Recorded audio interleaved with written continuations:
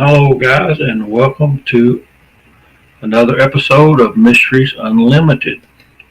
We got a very special show tonight. I think that some of the information that we will be presenting might be somewhat shocking to some people. Some people know, uh, but tonight's show is going to be about the government, Bigfoot, and the Men in Black.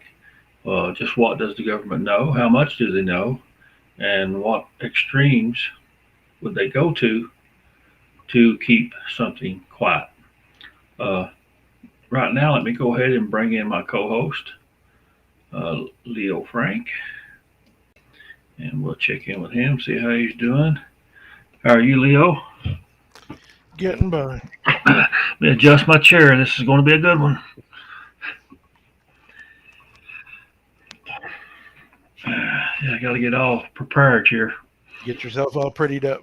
Yeah, I'm about 30 or 40 years too late for that. I tell people when you're in your 20s, it's easy to look good and feel good. Wait till you double that. Yep. Makes a big difference.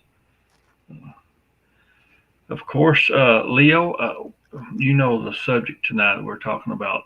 We're going to be talking about the government, what they know, if they know, about the Men in Black and about Bigfoot. And I know we get asked that question a lot. I know I do. I'm pretty sure you do. People ask the question, does the government know about Bigfoot?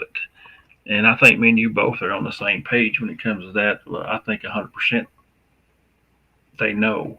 And when we say they, it's a certain part of the government, maybe not the whole complete government, but there's agencies or people within certain agencies that actually know and monitor Bigfoot's kind of how I feel about it. I'm sure you probably have similar.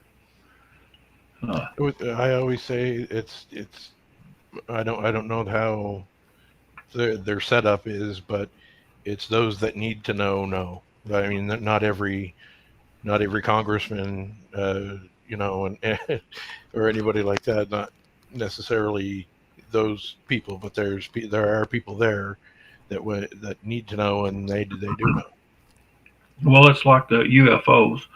We know that for years the government monitored UFOs, and recently then they come out with the Navy came out with the UFO video, and basically they just admitted that yeah, they're unidentified flying objects. Nobody really cared that they admitted it after all these years because I guess they waited so long. But I think it's very similar to how they monitor Bigfoot is how they monitored UFOs, kind of secretly for years, put out bad information.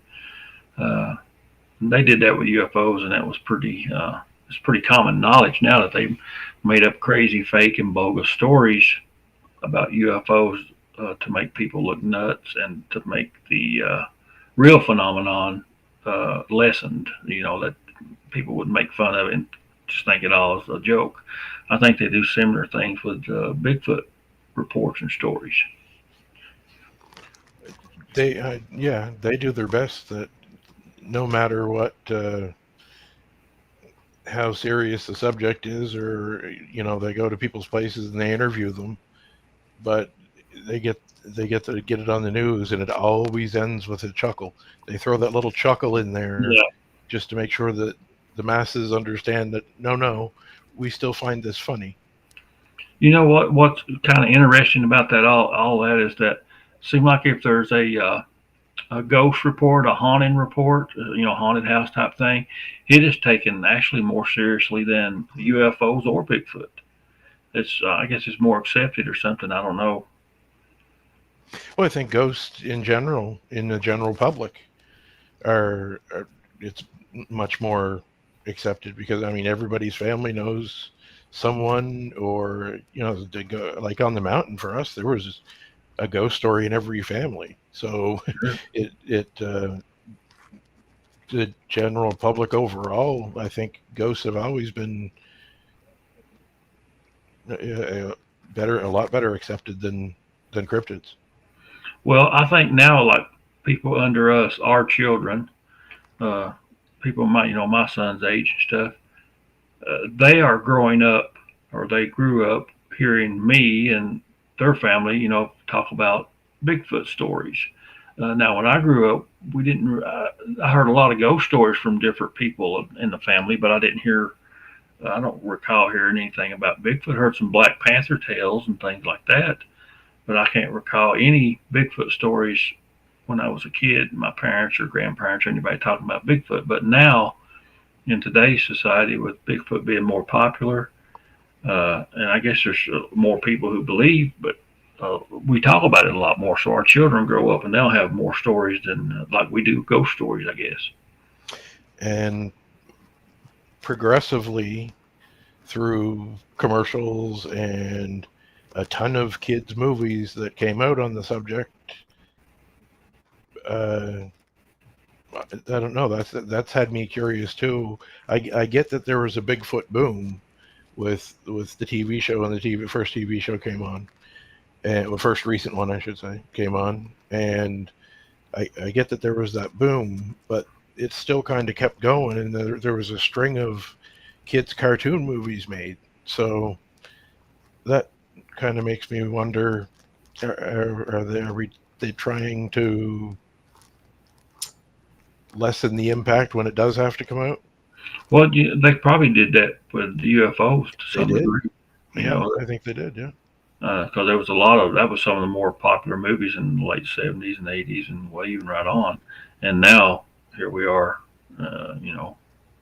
30 years later, 40, and the government has admitted to UFOs. So, and it didn't matter. And nobody cared. That's weird. I guess it was the timing too, though, because of everybody. The only one and only thing that was on everybody's mind was COVID. Oh yeah. So when they finally came right out and said, yeah, so nobody. It was a major thing to be announced, and I know a lot of UFO people that were all excited, but overall nobody. It just okay. What if they would announce that in like the late 1980s? People would have went nuts. Oh, the way, especially with the Cold War and everything like that. Mm-hmm. Add aliens into that mix in the 80s. Yeah. Oh yeah, people would have lost it. And I still think UFOs really peaked in the 80s as far as people had an interest in them. There's a lot of TV shows and things like that in the 80s about UFOs. So, and in some ways, Bigfoot has been pretty similar. Of course, in more recent time, there've been a lot, like you say, a lot of films and cartoons and magazines and comic books and everything, with Bigfoot in it. Let me see. Okay, I'm checking the chat thing. I don't see nothing going on. But tonight's show, we got a lot of information to get to. We've got some clips that we're going to play. One of which is from an interview I did that's never aired. I can't give you a particular reason why it hasn't aired, because I guess just mostly because the fellow didn't want it to. After he'd done the interview, he kind of backtracked a little bit on wanting to put it out there. But I have altered his voice a little bit for the clip, which we'll play later. That's very interesting. And then we got a few other things we're going to get to and show picture-wise. I personally have not had any run-ins, I would say, that I'm aware of with MIBs or any kind of government official while being in Bigfoot, while out doing Bigfoot hunting or Bigfoot investigating. Without a doubt, I'm monitored online with some of the things that I do. I remember years ago, I went in on I think it was a Navy website, and as you go into the website, it had a big disclaimer that if you go into this website and look at these pictures, the government will monitor you for who knows how long. And you had to agree that it was okay for them to monitor you to get in and look at these. I guess at the time it was kind of classified photographs. And of course, me being interested in UFOs, I did it. Yeah, I don't care if they follow me. You know what? So, and that's been a long time. So I'm sure with that and what I do in the Bigfoot world, I'm monitored to some degree. But as far as having a run in where I actually knew it was the government or the MIB, I've not personally had one that I can say for sure. I've had some curious individuals question me and approach me and contact me, but nothing I can say for definite. But that's not always the case with researchers. Some of them have had run-ins, and individuals have had run-ins with government and the MIB, and we're going to get into some of that in a little bit. I think we really need to start with Leo. Leo's had some curious things go on that could be government related. Leo, should I go ahead and show the picture we want to start with? Yeah, you can put that up if you want. Okay, let me throw the picture up, and I like this picture. It's cool. No one should be able to. I shouldn't even be think about trying to debunk it. It's awesome. It's an awesome foot track photograph. They can try, but anyway, and some have tried, but either way, who cares? So anyway, what led to this? And I haven't had any contact with Men in Black or anything like that. But the reason why I say that I know that the government knows is what I'll explain. My father came up for a 3-week visit, and he was open-minded, not he believed what I was telling him because he knew I wouldn't. Well, he knows I'm too stupid to just dream it up anyway. So, well, he does. He loves me, but he knows I'm dim. So anyway, Dad was coming up to do some squatching with me. So we did, and the day before we got like a hoot type of vocal, and he looked at me and he said, "That weren't no owl." And I said, "No, I wasn't an owl." I said that an owl would have to have awfully big lungs. So, but that's not that's not enough to turn someone from open-minded into a believer, because he really wanted a sighting. So what the plan was to go into the gifting area, and we went in the day before. Just had a little poke around. It was really wet, and so we just took a little poke around, and then went home, headed back up the first thing the next morning, walked in, and we're looking around for anything at all.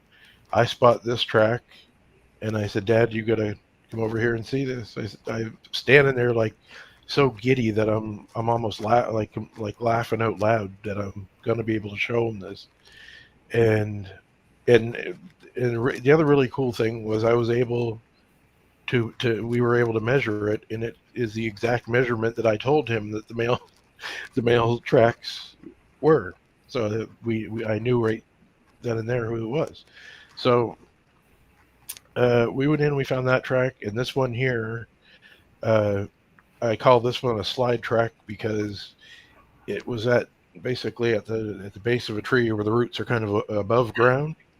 And I think what happened, by the look of it, was the foot kind of hit on an angle and slid down. There's nowhere near as good of toe detail in that as there was in the first. And had I cleaned that one out any more than what I did, it would have ruined the whole thing. So, but yeah, the first one was the best one. How long had you been researching in this particular area? At that time, 4 years. So you'd been in this, wasn't your first go around? You'd been in there a while. Yeah. Okay. No, this was not like as soon as I saw the first track, I knew it was the adult males. The adult male has a 16.5 inch track. There's a difference in the shapes. Like I notice a lot with your tracks that you find, you get the pointed heel sometimes. and there was a set of 14-inch tracks in there that didn't match the other set of 14-inch tracks because of the pointed heel. So this really wasn't a surprise to me. I was just giddy because I had Dad with me, and hoping that the track find was awesome, but we're hoping that something big was going to happen. So we headed on in further after we got the set here and got the pictures and that, and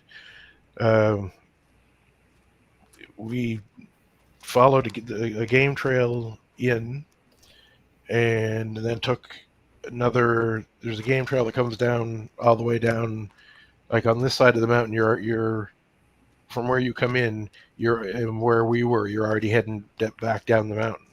So we're walking, we're walking to the east, and we hear walking, like heavy walking behind us. So I kind of put up my hand at the same time Dad did to give the stop signal. Somebody's hearing something. So anyway, we both stopped. One more foot drop. So we stood there and waited, and dead silent. No birds, no nothing. Just dead silence. We start walking again. Take about 5 steps. Thump, thump. Stop.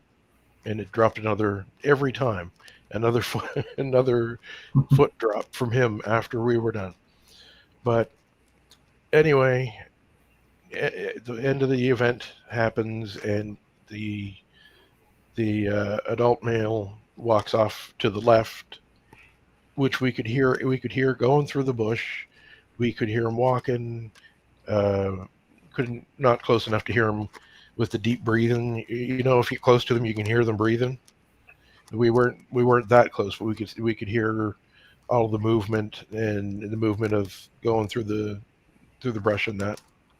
So to get to the end of this part of it, he didn't get to have his clear sighting that day, but I think a whole lot of things changed for him that day.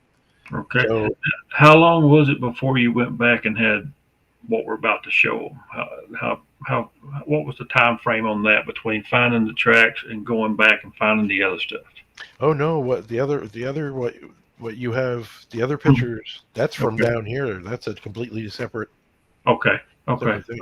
I understand now. Okay. I didn't understand how the pictures went. Okay. I understand. Go ahead. Okay. So, yeah, we left and got home, and yeah, we were really wound up, and we showed my ex's. I think we showed her family. I know we showed her, but I think we might have even put it up on the TV. But anyway, Dad ended up leaving either that the next day or the day after that, because we got out for one more drive, and he had really wanted to see a moose while he was up there, because that area is famous for moose. Mm-hmm. So, and down here we don't have many. We have a lot of deer, but there's moose here, but they're very scarce. So anyway, on the final night, he did get to see his moose, and then he went home the next day. So I just kind of wound down for a few days after that, and then it's time for me to go back in the woods. I go back in. Now the way I would go in, I would drive in through a provincial park. I didn't have to go in that way, but it was the fastest way for me. I could drive in further, and I didn't have to climb as much of the mountain as if I had came in from the bottom, and I go in from the side. So ordinarily what would happen if I saw someone coming in the truck that worked there, they would always slow down, roll the window down, tell me if, like for instance, one I always remember is there was a fox that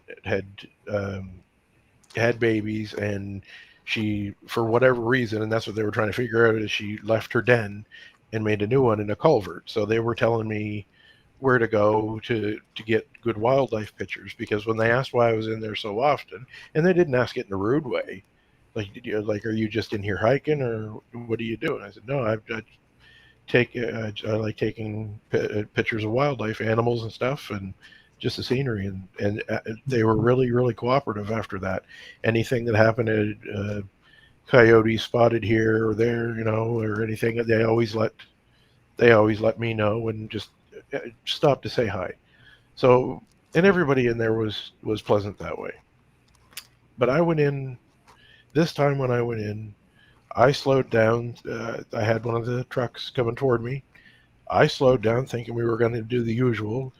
He looked straight ahead, just like he didn't see me, and drove through. And that didn't seem odd to me until after all this other stuff happened. So I get up there, and there are now 4 big boulders on the game trail that after we get out of the car and get into the woods, the game trail that we follow in, that is completely blocked with 4 big boulders. There's a sign up that says area closed for trimming. I thought, okay, I can buy that, because there are power lines that run through that part of the park and through the woods. So that was fine and dandy, but I go in and obviously wanted to have another look at the tracks. They were gone. They were completely covered up. There had been dirt kicked over them. So that made me a little concerned when I put the boulders and the sign, the tracks being covered up, and clearly by people's boot. I mean, you could see that they were covered up by. So that made me a little concerned. And so when I get back out to the car, I have another truck sitting behind me. And again, I'm walking up to the window to say hi. And the window did come. He did put his window down a little bit, but he was just as short and sharp with me as if I had kicked his puppy. Completely different personality and attitude from a week before that. Well, could it be that they was getting some pressure as well? Well, that's what I Assumed. think happened, is if they happened to see those tracks, somehow word get up the chain that tracks had been found in the area, and their first instinct was to close it down.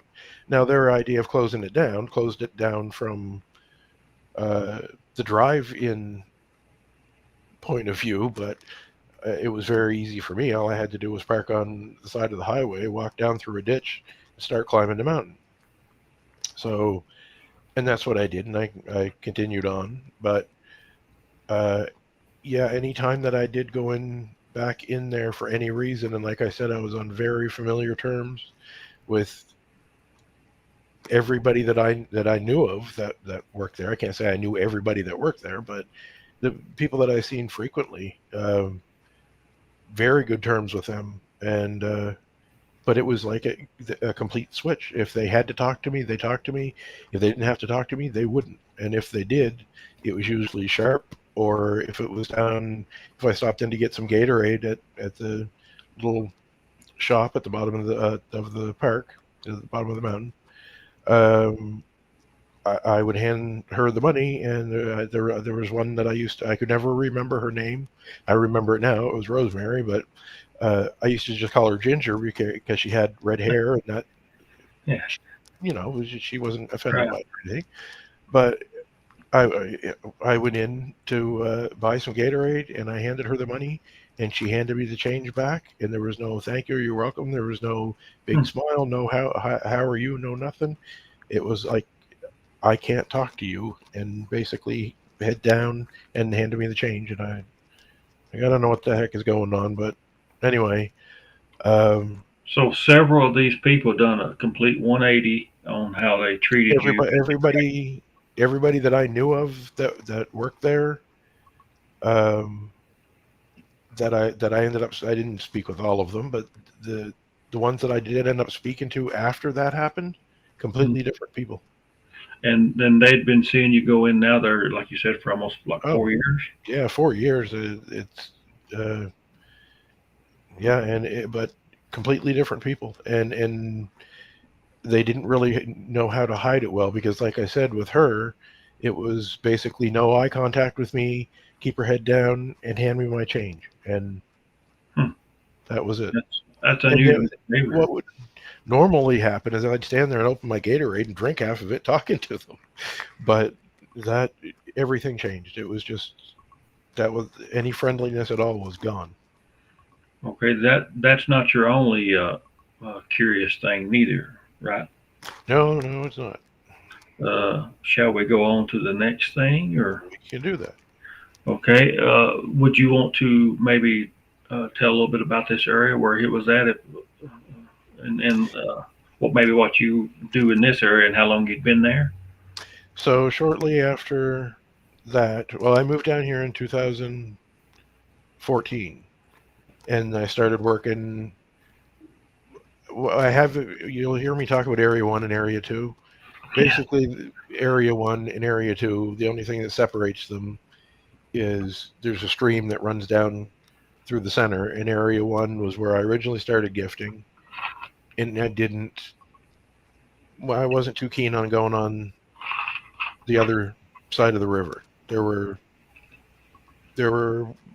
pathways that were blocked off, and it just didn't.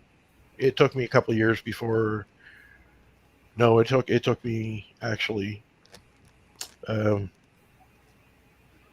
I don't remember the year. I remember I specifically remember you and Stephen Kohler that we uh, talking about it, and I had gone over and I had gotten the film, and you said I think the smartest thing that you ever did was cross that river, and Stephen said I agree. Now, but I don't know what year that was. It was It's been a few years back, isn't it? 2000. That would have been in 2018. 2018 was my first year over there because 2017 was the first visual in pictures. So yeah, it would have been in 2018. Okay. So anyway, in Area 2, there was again another. There's a paths and things like that. Places in the woods, you're out there a lot. You know there are spots in the woods that feel off, so you don't go there. You just kind of walk around them Yeah. and go somewhere else. Well, there was this one particular path that was just irritating me because I felt off every time, but it was dark and I wanted to go down there. So um, I finally went down, and what I found was on a tree on the left hand side of what was barely a walking trail was where some type of camera or I don't know, like a people counter or whatever, because it for me that seems awfully low for a trail camera. So I don't know what kind of rig that they had up there, but the sign right there that's saying it's a camera. It's a camera of some sort. This is on private property. This is not. This has no business being there whatsoever. And So this wasn't on a regular walk trail or anything like that, correct? no, that was the thing, and that's what when I took the pictures back to the property owners and said, you need to have a look at this. They lost it. I mean, they called the county and wanted to know what are security cameras doing on our private property way back here, because I don't tell anybody where obviously where it's at, but when I tell you it's way back here, I mean it's way back here. There's two houses on that road. So um, no, this was neighbors didn't go through there. There's a like a four wheeler trail that runs along the back of the other people's property and their property, but that's as close as they come, and that's a long ways from there. But And and there was a camera actually up under this sign. yeah, you go to the next picture, you can see where it was kind of carved out and where the camera, I assume, was mounted. Let me get to the picture. I don't want to give them the wrong one. There we go. Yeah, right there. And that's below where the sign is, and they had it notched out funny. I mean, that's weird. Yeah, the sign is I don't know, 1.5 feet above that. But that's what I found odd about it. But I'm not. What I know of trail cams are, kind of trail cams you have and stuff like that. But yeah, to have that sign up there and for that tree to be as healed as what it is, that camera had been there a long time ago. And you've never ran into anybody else back there, or not a soul, right to this day. Not a soul. Now, when you found this, how long had you been researching in this particular area? 14, 15, 16. Yeah, 2018. So that's 4 years. Wow. So, and this was on the part where you had kind of put off going to. Yeah, that was down. It was down that path. It was right next to the path. So, whoever wanted pictures of that path, and like I said, it's barely a path. It looks like a deer path. Well, that is curious. And you have no idea how long it was there. No, because this is the way I found it. There was no camera there when I looked around for broken plastic and stuff like that. Because I figured if they had found it, they probably would have grabbed it and smashed it. So I looked around, in the ground to the left of that is really rocky and a lot of big boulders. So I looked around for broken plastic and found absolutely nothing. I did get a good chuckle at the fact that it was gone, though. What's I find interesting about this is that if it was a government agency or just a random Joe would come and did that, put a sign up in the camera, and he come back and got the camera, why didn't he take the sign? Are there more cameras maybe hid somewhere there? Why put the sign there at all? Yeah, true. That's what. Yeah, if you're going to do that, just do that on someone else's property. Why put the sign up there at all? Yeah, I just don't. That would make me think that there was more than one camera possibly hid there. And you're talking about the camera being low. Sometimes I will put one low and I'll put one high, and I've even put them on the ground. Not facing straight up, but sort of facing at an angle, according to how the land lays. When I put up my cameras, a lot of times I'll stagger them. I put one on one side and one on the other side, shooting kind of toward each other. That way, if it finds one of them and they try to avoid it, and it's good for if people tries to steal your cameras as well, you can kind of get them on the other one. But yeah, that is kind of curious. So I took this back, like I said, to the property owners, and they called the county. The county said that they didn't know anything about it, would never go on anybody's private property and all of that. But that sign itself is the standard county sign for, like, I don't know, but if they were going to do that, like on a hiking trail or just any entrance to any park or anything like that. Well, like a city parking lot, I've seen that similar sign in a city parking lot where it's the area is monitored by security camera. Yeah, and so it's the standard one that they would use. It didn't have the county logo on it, but it's the standard one that they would use. But yeah, they swore they didn't know anything about it. It wasn't the neighbors. The neighbors don't go anywhere near there. I've never seen another soul. The owners themselves, they'll walk. Well, the wife will walk maybe 20 feet beyond the tree line with me. So they don't. Nobody goes back there. But that's not where that ends. And again, I Okay. don't know that this had anything to do with. I don't know who did it. I just know that two very odd things happened within the same 6 months and the same 3 to 4 months actually. Uh, so what happened next was, and I did look around, to see if there were any other cameras, and I've never seen anything like that before or after. Just that one camera, one sign on the one tree.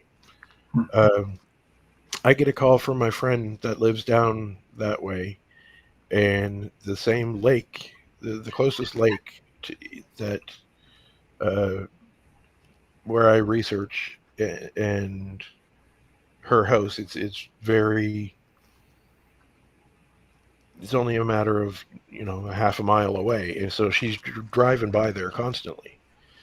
So she calls me and asks me if I know. She knows that I go back that way to walk, but she hasn't got a clue anything about Bigfoot or anything like that. She just knew that I walked back there. So she asked me if I knew why people were out on the lake shining lights in the woods. And I'm like, what lake are you talking about? And what you got to tell me a little bit more what's going on. She said, well, they've got a county truck down here, and there's other. Now, when I say SUVs, I don't mean I could. The only description she could give me was, I think, dark gray and light gray. I think so. So it wasn't all black with the tinted windows and all, anything like that. Classic. Yeah. So it wasn't anything like that. But why were they there with one county truck at night out on the lake shining lights Yeah. into the woods? What reason would there? In the same area where you've got a warning about security cameras. Uh, Just seems that seems odd to me. And then they deny. I didn't. I didn't go and look into that. Try to look into that with anybody. I didn't even. I told the property owners to. I told them what had happened, but I said, don't go trying to dig anymore, because if you do, you're going to end up putting a target on us. Because if it's not them, if it isn't the government, it will be. So just leave this one alone. Well, even if the county was not involved, it may be higher up than county. Oh, I got, it I was got, definitely higher up than county, but I think county is the ones that brought them. That there were buddy was just some Joe that worked for the county and well, said, you got to yeah, take these guys out to the lake. So right. I yeah. got a friend who does that when somebody comes to town. Uh, he gets the duty of showing them certain places or giving them access to certain areas. And then once he gives them that access, he usually goes on about his way or whatever. Sometimes he stays with them, but it's according to what the project is and who's looking at it. But that could be a similar thing there that a higher up come in and said, "Hey, we need you to take us to so and so area," and a county official had to do that, and he may not even know what was going on. Oh, I'm sure he was standing there probably scratching his head thinking, why are they, if it was a water supply or it was something like that, and they had to do some tests or whatever on the water or something, it would make sense. But a lake in the middle of nowhere, At night. yeah, on she, like where she drove, it's not a well, it's not a paved road, it's not a well kept road at all. So yeah, so they're down there with uh, on these boats and Hmm. shining big lights in the woods. And like I said, she wouldn't think that this would mean much to me other than what it meant to her, and it was just something odd. And of course, if you did call their hand on it, they wouldn't admit it. They would come up with something else or give you some other kind of story as to why they were there. Oh yeah, that's there. That's the other thing is that it would have put a target on me and the property owners if we didn't already have one on us, which I think we did. I think Mhm. mine may have traveled from New Brunswick. So I don't know. It just seems that to happen once is, oh, I get that because it happens to a lot of people, but happen twice in two different places. That's, Yeah. it may be connected, may not. I don't even have proof of who it was. All I know is the whole thing stinks. Well, if it was, let's think about it this way: if it was a hunter who was putting up game cameras, he wouldn't put a big sign up No. telling people, "Hey, I got game cams here," because why? Somebody would just steal them. You know, that's what happens if you ain't care. Well, they get stolen around here sometime, anyways. It I'm just doesn't. It makes no sense for anybody who would do that on somebody else's property, or even, on their property, but on whoever, anybody that would put up a camera on somebody else's property is not going to put up a sign. It right. just, It no, just don't make sense. there's no other scenario that I can wrap my head around where a person would say, "I'm on your property trespassing and Put the sign up. taking pictures," and I really want you to know. Yeah, I don't know. So there's a chance if they had been in there for a while, they not only have they captured you on camera, they've probably captured some Bigfoot evidence on camera. Yeah, I figure. Anything else that's weird like that that's occurred to you, happened to you that you can think of? No, it was those two things, but that first one threw me for such a loop that when it happened with finding that camera, I was more worried about what the property owners, how they were going to react, Mm-hmm. because They got obviously, yeah. Well, I mean, see, obviously, with the camera gone, one of two things happened: whoever came back and got their camera, or the Sasquatch grabbed the camera and had a nice little toy for a while. yeah, Um, but I was more rattled by the first one. Uh,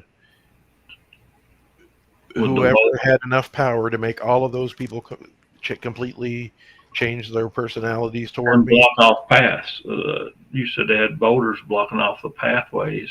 Yeah, and that's another thing too, is that So I kept in touch with someone who still researches in that area. To this day, I remember saying this at the 5-year mark, but to this day, there is still no trimming has been done, and the area is still blocked off. well, I have got a clip I'm going to play later that addresses some of that. That's part of the unaired thing. But right now, I want to go back to we were talking about how the government handled UFOs, how they put out bad information, and not only that, they put in, I guess you could call them spies. They would put in people in the UFO community to gather information, to keep an eye on people, to look for reports. And that goes on in the Bigfoot community. There's people within the Bigfoot community that Leo and I really have a strong belief that they are plants from the government or some agency to gather information, to put out crazy stories, to keep the water muddy. And I want to show you this. Back to the UFO thing. There was a movie come out called Mirage Men, and it is actually about how the government uh, infiltrated the UFO community, harassed people who actually was real, genuine witnesses. And it's two guys that actually worked in that capacity doing that, or maybe more than that. And they actually drove one guy totally insane. Uh, he had to go into the rubber room for a while. But if you get a chance, I have no association with the movie other than watching it and enjoying the information that's in it. And I can see parts of that playing out in the Bigfoot community right now. Has been for years. You see people in the Bigfoot community that seem like they come out of nowhere. All at once, they've got close to 1 million followers on YouTube, and a bunch of people love them on Facebook. And you've never heard of them; they just kind of pop on the scene. You better be leery of that person. Most of the time, that is a plant from the government, in my opinion, anyways. Absolutely. And on the other side of that, if someone has completely, now there's nothing wrong with skeptics still having an interest in Bigfoot, but Right. if you happen to run into someone who's completely immersed their entire life into the subject of Bigfoot, just to go after anybody who posts anything, even if nobody else is saying anything about it, reaching out and grabbing that and putting it out there, how ridiculous it is, how fake it is, don't watch this. Well, what do you think's going to happen when you tell people don't watch this? They're going to watch it. But people that are constantly hounding other people, calling BS on everything, and I mean everything, but yet their whole life, right down to their income, is based on it. Yeah. Now that, to me, that you're no skeptic, you're a knower, and you're here for a reason. That's right. I'm going to show you this too. The next little piece of information we want to share. Some of y'all may be familiar with this. Just if you can see that date, 1959. This is rules for hunting. Actually, I say hunting, but it's researching the Yeti. This is from the government. This is a government document. And you had to pay. In case Yeti is traced or tracked, I guess it says traced, but probably should. It can be photographed or caught alive. It must not be killed or shot, except for an emergency arises out of self-defense. All photographs taken of the animal, the creature itself, is captured alive or dead, must be surrendered to the government of Nepal at the earliest time. And we can look at the signature. Now, as far as I know, this document is a genuine document. Do you know anything much about it, Leo? I don't, but the only thing that concerns me with this is would be that both Americans and Canadians are both going to look at that and they're going to go, well, yeah, but that's not here though, so it doesn't really count. It counts. It counts, yeah. Well, we know, the abominable snowman, the Yeti, whatever you feel like calling it. It was probably the first Bigfoot type creature to really gain any kind of recognition. The abominable snowman. I mean, that's probably the first thing most people heard of. Bigfoot and all that didn't come along really till later, as far as us, knowing about it much. But I thought that was very interesting. That if it's a genuine document, and we have no reason to believe that it isn't at this time, we would think that the government of Nepal knows about it and are taking steps to, like I said, you must surrender evidence and the body if you captured one or killed one. Yeah, and in Nepal too. I mean, I'm not well educated, but you can't be in the whole Bigfoot subject matter without hearing Nepal, because it's the whole Yeti thing. But I find that about Canadians and Americans. If it doesn't come from, we'll trust it if it comes from you guys, and I think you guys trust it if it comes from us. But outside of us, yeah, well, that's probably not legit. It's not Canadian. It's not American. Well, let's try this one then. How about this one? This is a page, 1975 U.S. Army Corps of Engineers, the Environmental Atlas of Washington. This was, if I'm not mistaken, this was in the first or second publishing, and then it was taken out later, if I remember the story correctly. It was removed, yeah. It was removed, and this actually shows Bigfoot sightings in the area. You can see tracks, sightings, Oregon, you got California, Washington, British Columbia. And this, again, would be an official document as far as we know. This would lead me to believe that, of course, the government knew about it. Well, I mean, it wouldn't be there otherwise, but that was a little slip. They let it get out to the public and then took it right back. Well, the thing with the internet now, it's even worse. But anytime something leaks out, it's out there forever. Yep. We've heard about people putting nude photos online and then trying to take them offline. But once they're out there, you'll never get them all back offline because somebody's got them. Well, I told you to stop doing that, but I can't help it. I needed the money. No, just kidding.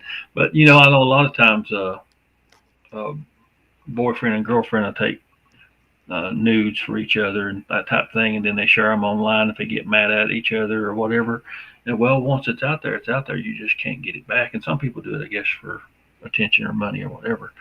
But in this situation, once it was released, of course, there wasn't no internet back in '75, but once it was released, and people who had an interest in Bigfoot, they latched onto these and they kept them. Definitely. I mean, I would have said, hey, look at this. This is, they know. Well, I mean, that's not, really releasing it to the public, but it is really releasing it to the forces. So yeah, true. Now, I guess, see, we've got our first hour basically in, and if the show runs over tonight, that's fine. I got some stuff I do want to get to. If it runs a little bit longer, that's fine. I got some stuff I want to get to. Let me see which one I want to. Nope. I'm going to actually play a clip right now. This is an interview I did with a guy who is a Bigfoot researcher, but he also does some other things that I'll get into after I play the clip. This was not aired before. Well, I say it wasn't aired. Me and him had done the interview. He was all gung-ho about it. I know the guy for several years. I put the interview out, and within, I'll say, 2 to 3 hours, he contacted me and said, man, pull that down. I don't want to, I better not put that out there. So out of a courtesy for him, I pulled the interview down, and it's been laying in one of my folders for years. But this is only a small part of the interview, but we talked a lot with no recorder going. And I'm going to tell you some stories that he told me when we stopped recording. But for right now, I want to play this, and I hope you can hear it. If you can't hear it, I will try to tell you basically what it says. Let me get it on here. Okay. Here we go. I will tell you this much. The government, one of the biggest well-kept secrets of the government, of the U.S. government, is the cover-up of Sasquatch. They do not want, they being the government does not want it out there that these things exist in the wild. The reason is there will be called for major protection on them, which would put the all industries as a whole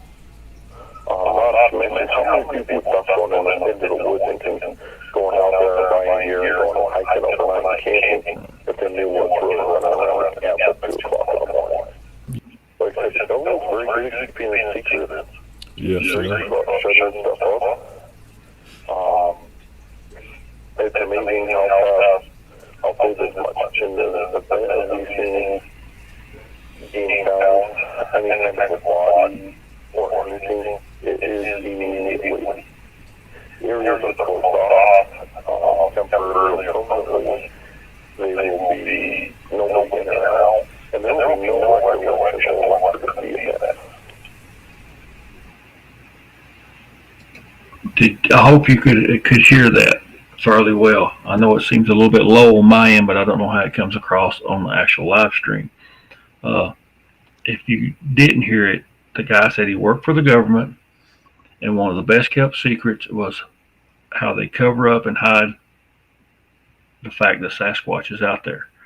And it's kind of neat that he uses the word Sasquatch, because this is an investigator that when he's talking on his personal level of things he's seen, he normally calls them Bigfoot, which is kind of interesting. And that didn't even dawn on me until I heard another interview about a guy, which I'm going to play some hit to for you later.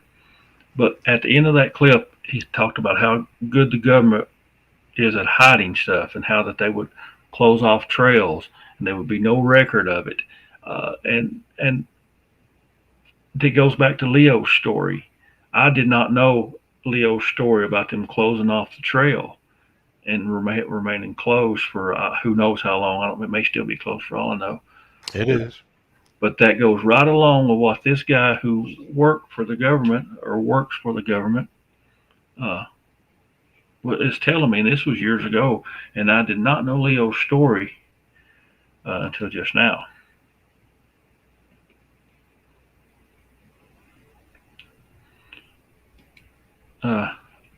Jamie says that there was an echo, but he was able to make it out. So okay, all right.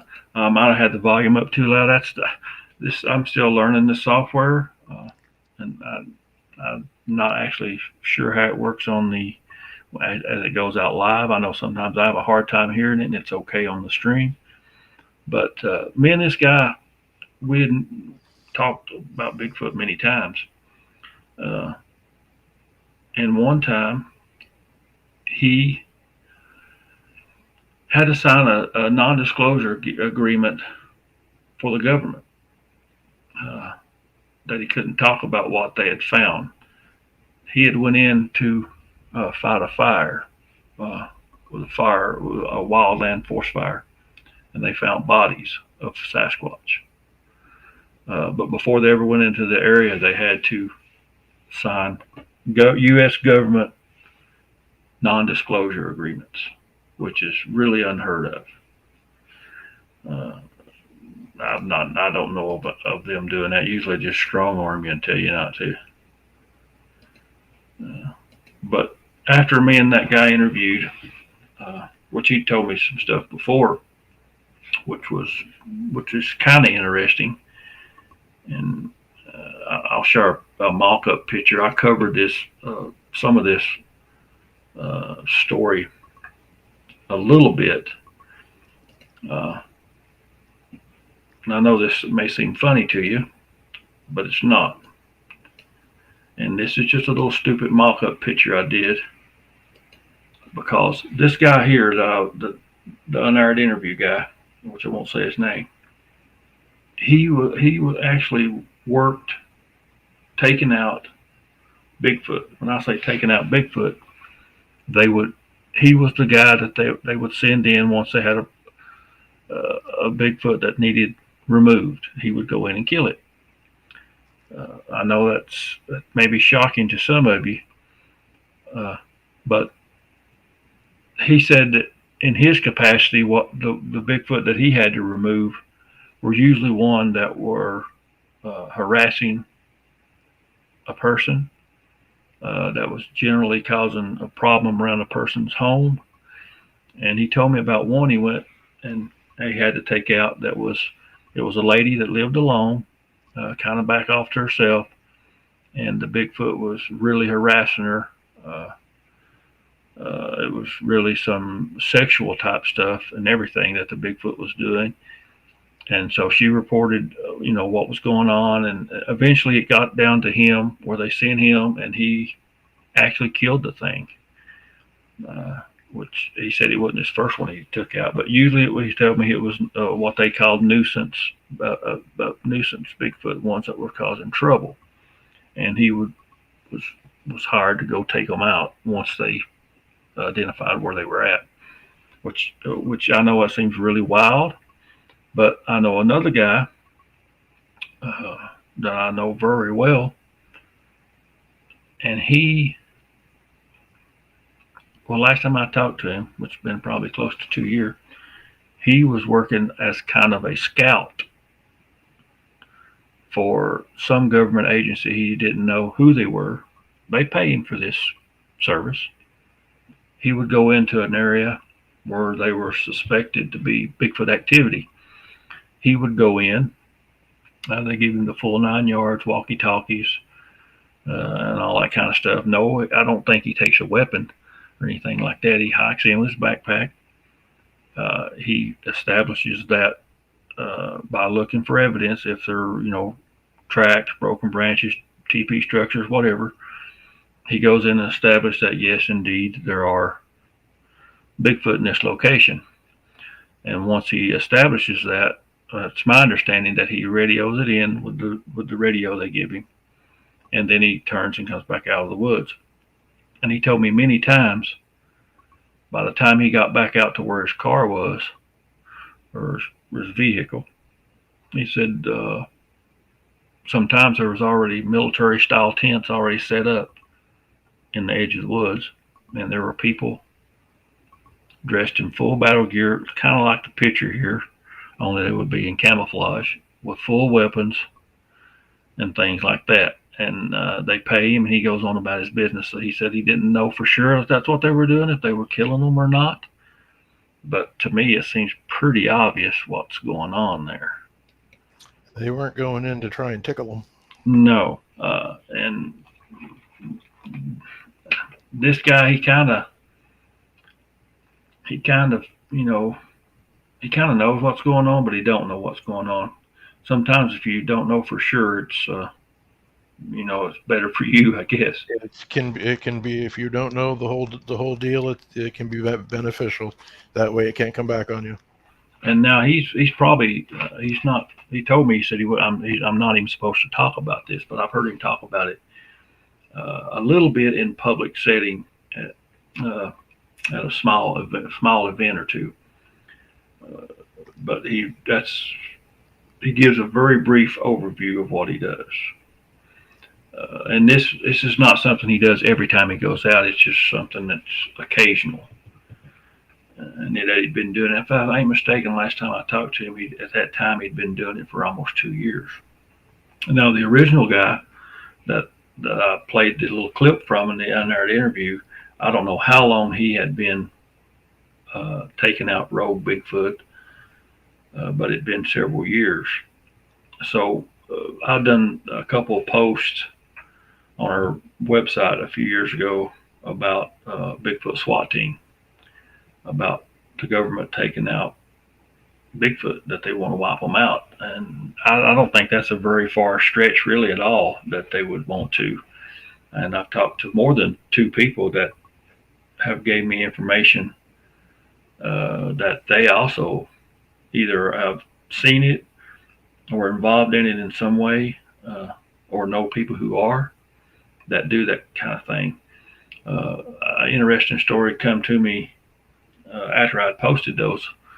A guy had told me about a man that was out. I can't remember the exact. I read it just the other day, just kind of refresh my mind on it. He was out in the woods at night for some reason. Maybe he was camping or something. And as he's walking along, about 10 or 12 army-looking guys step out of the middle of nowhere, right in the middle of the forest on him, armed to the teeth with full, machine gun style rifles. And they don't tell him what they're doing. They ask for his billfold, for his identification, that type of stuff, and they take his billfold and leave him there they take his wallet.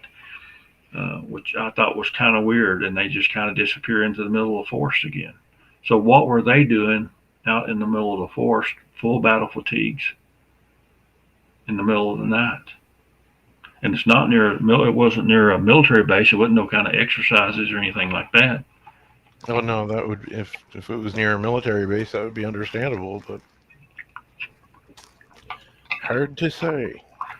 So there's some. I do think the government is involved in that type of thing, and it don't surprise me at all. I figure that, unfortunately, I think that happens too, and I think the reason why, and that makes sense as to what you're saying, the ones that they consider a nuisance, if they're not ready to let this go public yet, any of the ones that have the potential to bring in big interest all of a sudden, and they're not ready for how to handle it or turn it into a joke, if they're going to want them gone. Right. So So to kill the ones that they're killing to keep the secret, that just, it wouldn't surprise me. The government did it. Nothing the government does surprises me, but yeah, I could see in their weird twisted way, I could see their reasoning in that. well, a thing that kind of gets me about it is we look how they did Native Americans, and to me, Bigfoot is basically a type of person. To me, they're a type of people, and if they were here before us, they would be considered an indigenous people to this land. So under that, regardless of their intelligence level, they would have certain rights. So if the government feels it's better to keep it quiet or wipe them out or whatever, I can understand them thinking that way. I don't think that way, but I understand the government thinking that way.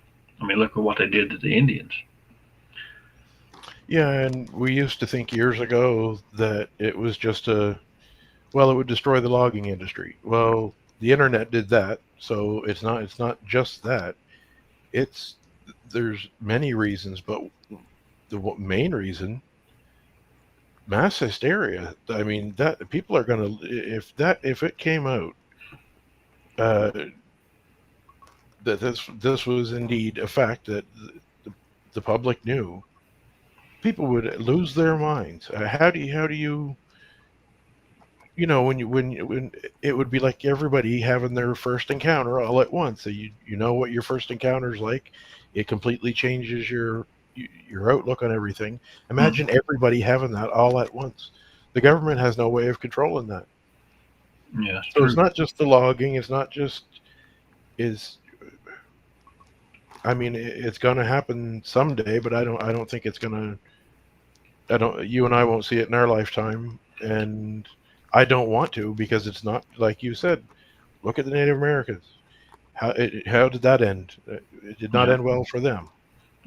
Yeah, that's certain ones are doing okay now, but back in the time frame that all that went on, man, they wasn't. They weren't doing well at all. It was absolutely horrible, the things that happened to them, and disgusting. But now there would be deaths on both sides. Yes, definitely. That I guarantee you, there will be many deaths on both sides if that happened. You talk about the Native Americans, their culture. Well, some parts of it is totally wiped out and lost. Gone. Yep. So even some of their languages are gone. They're trying. I know there's a few places that are trying to preserve the original language, but some of it's gone.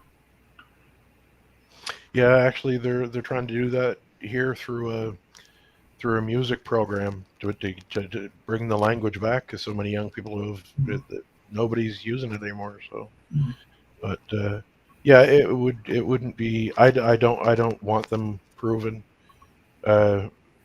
People will harp at me about why I do things a little different, and I'll say, look, you can take what I say, you can take it or leave it. I don't care, because I'm not an investigator, a licensed investigator.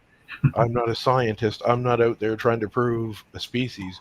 They were proven to me in 1997.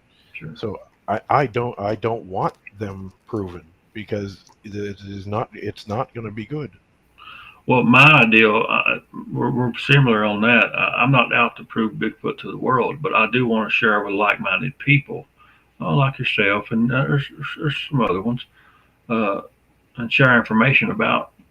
Because to me, they're Bigfoot has its own, it has its own language, its own family unit. I mean, there's a lot of things I know about them, and I know you know about them. And a lot of times we don't get to share that information because the guy that the government shields out there screaming, "I built a portal out of wood and matchsticks, and 92 Bigfoot come through in hula skirts." That's the guy that gets all the attention. Yep. And I don't understand. To me, I mean, you talked about this before. In some ways, the Bigfoot world is kind of upside down. It's completely backward from The real stuff that nobody cares about, but the fantastic stuff that there's no way you can even prove it. If there's no way you could do it. You can't even have no evidence of it. That's what they go for, or they'll want to lean on something.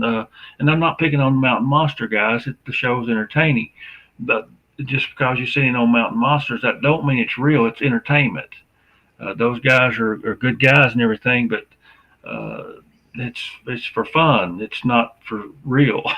it's entertainment. But people put stuff up from Mountain Monsters that's obviously it's just entertainment. It's not scientific and it's not real, but they believe it. And you can't get people out away from that, believing that type of stuff. Isn't Mountain Monsters the one that actually has a little disclaimer though? Because I Nancy don't told me know. that there was I won't watch Bigfoot TV shows, but Nancy used to tell me about a show that she got a kick out of and she respected it because they did put a disclaimer that it was.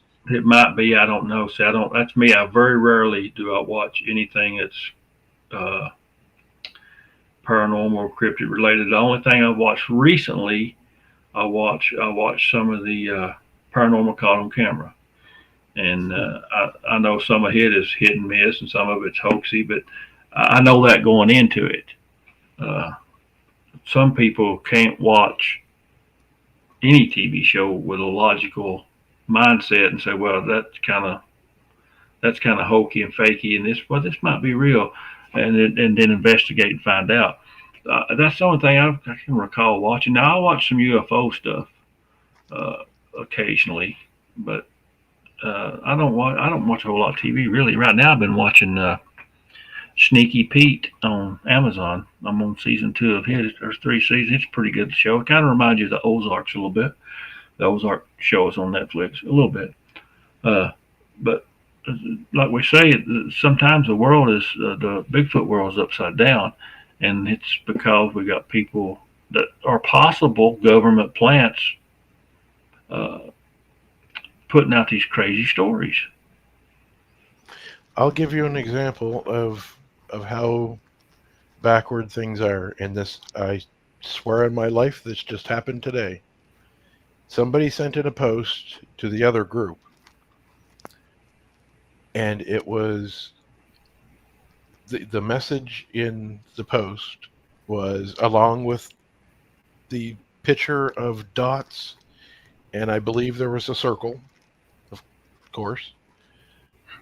And the message of the post was, stop picking on people with blurry pictures. Those are the real ones. Only focus on the ones that are blurry, because any of the ones that are clear are fake. And I thought, am I really reading this? But that's the whole message of it. I mean, it was a good long paragraph. And the whole message was, if someone gives you clear pictures, they're fake.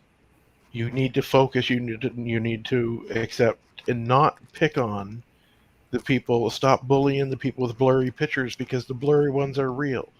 And then went on to explain why they're blurry and how honest this particular research group was, which is, anyway, it's not exactly 100% true. but I couldn't believe that someone actually submitted that to get in the group. That we allow certain types of pictures to be posted, but we Sure. also say be prepared, because people are gonna, there's nothing there, and if you're circling a dark spot and there's nothing there, you have to be prepared for people to say there's nothing there, and you can't lose your mind. If you do, you end up getting kicked out, so you're not going to win. Well, even the blurry pictures don't bother me too bad if they got a decent story of why or about the picture. I was fishing and I seen this and I tried to take a picture of it and it turned out blurry and we watched it run off in the woods. So, oh yeah, distance and speed and stuff like that will make a blurry picture. But yeah, and circles don't bother me. Circles don't bother me. I like to know, that's sometimes circles help, but when you take a random photograph of the woods and every dark spot is a Bigfoot and it's always got a baby with it. That's you got to get out of that kind of mindset, because every shadow, your towel's humped up on the floor, is going to be a Bigfoot to you if you're not careful. You got to be somewhat logical in this, but the people who work for the government and those who are who have infiltrated the ranks, that's the kind of stuff they want you to believe in. Stuff that's not tangible at all. That's just a blurry shadow on a rock or on a tree. I seen something interesting the other day. Someone was trying to, or I guess they was convinced that the Patty footage, there's a baby on the back of Patty, and I don't see it. I see shadow and I see the hair shine and things like that and muscle movement, but I don't see no baby on there. I've never.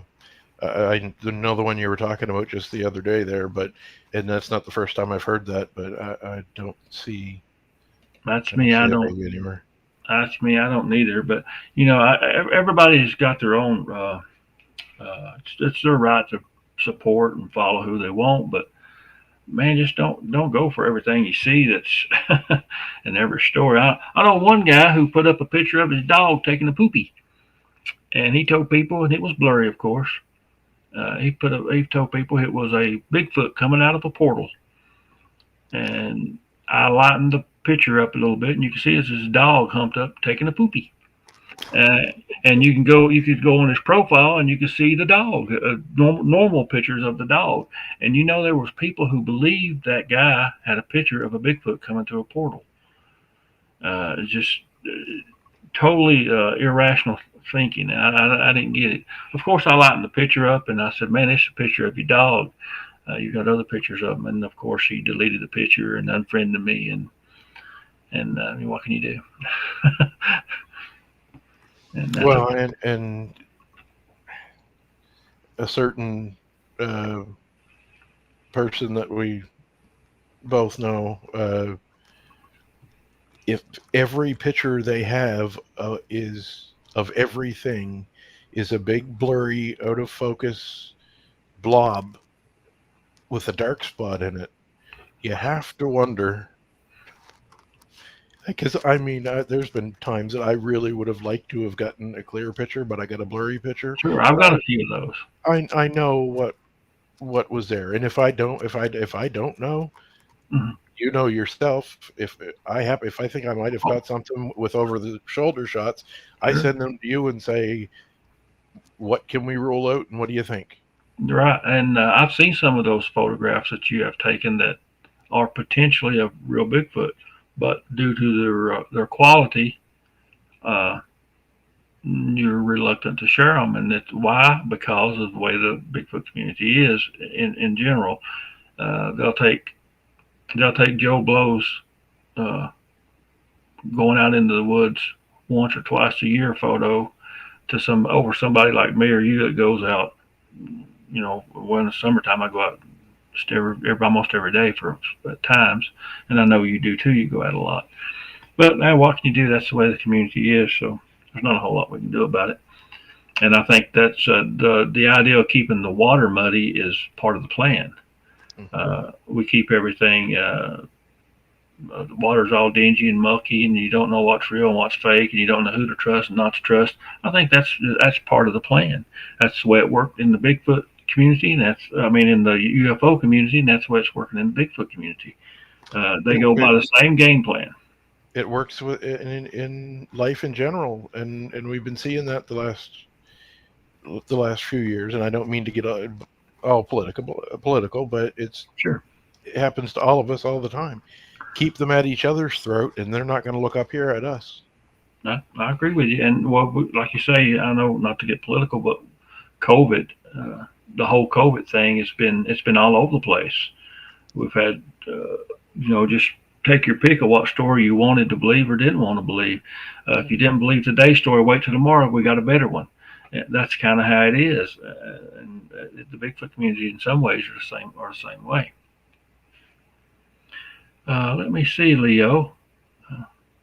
We don't want to get into political stuff, I guess. No, we don't want to do that. I might go on a big old rant. I'll tell you what I do want to share, though, and this is an interesting story. Should I play that original clip again because it had an echo? Would that be better, too, to play that one more time before we close out this little part? It couldn't hurt. Yeah, I think I'll play it again. This is the Unaired thing. I will turn my volume down so maybe it won't be you won't get the echo. A little short clip, and then we'll go on to another important clip and story that involves Men in Black. I've worked for the government. I will tell you this much. The government, one of the biggest well-kept secrets of the government, of the U.S. government, is the cover-up of Sasquatch.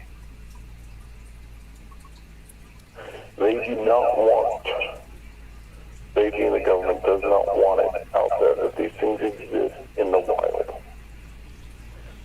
The reason is there would be called for major protection on them, which would hurt all industries and all industries as a whole.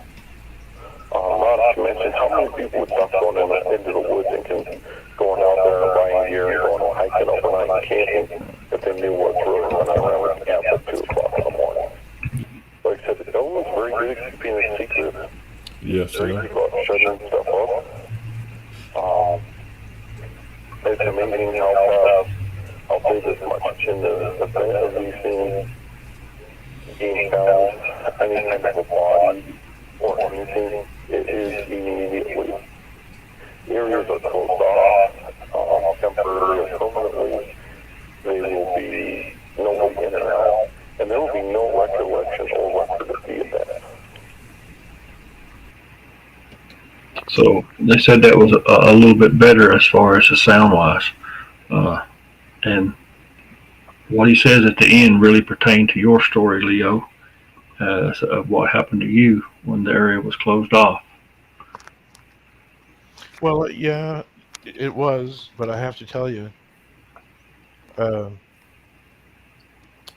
I wouldn't trust a herd of cattle to be held by these guys, because really, all I had to do was either, all I had to do was just walk from the bottom of the mountain up, which wasn't that big of a deal. This saved me 15 minutes.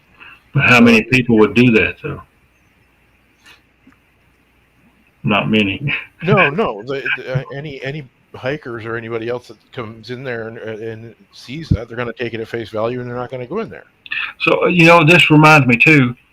We wanted to talk about this, and I'll get to the next little segment just in a second. We want to talk about this because it kind of pertains to it. We remember when the Mount St. Helens blew up. There's long been rumors and stories of that the government got so many bodies out of there that was killed of Sasquatch. That's long been told in the Bigfoot community. Of course, that's something that's, I don't know if you could verify it or not. I haven't been able to, but I think it's very possible because whatever was in the area, it got annihilated when that erupted. Yeah, that's true. I was reading back on the old blog today, and was reading some different notes that we had done on that one, and I don't know. I think yes, people can make up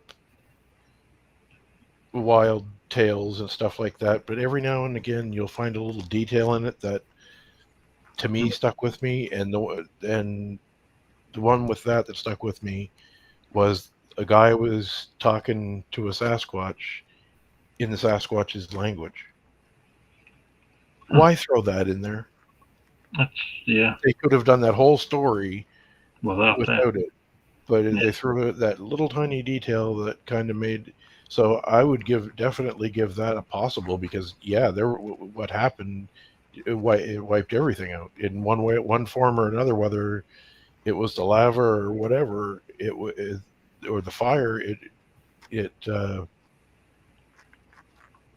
wiped everything out. So that's very possible. And if the government does have bodies, and I think they do, and they have over the Sure. years, Absolutely. We would never know it. We would never see it. I think they, if they did recover bodies back then, they probably either still had them, or there's a possibility they could have totally destroyed them. You never know with the government. You just never know what route they would take. And people, like we started the show, people ask us about, does the government know about Bigfoot? And I think there's no way they can. And I'm going to give you an example of something that I watched on a program that would. There's just no way. I watched this guy give a speech, a lecture, and he was talking about satellite technology, and he showed us a picture from space that basically just showed kind of an outline of land. And he said, but these satellites are good, so we can go even closer. And so his next picture, the satellite is zoomed down, and you can see little dots on the beach, or people laying on the beach.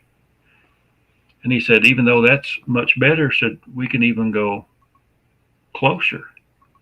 And it zoomed all the way down to one guy, or one person, it could have been a girl, laying on the beach in a lawn chair with a book, reading a book.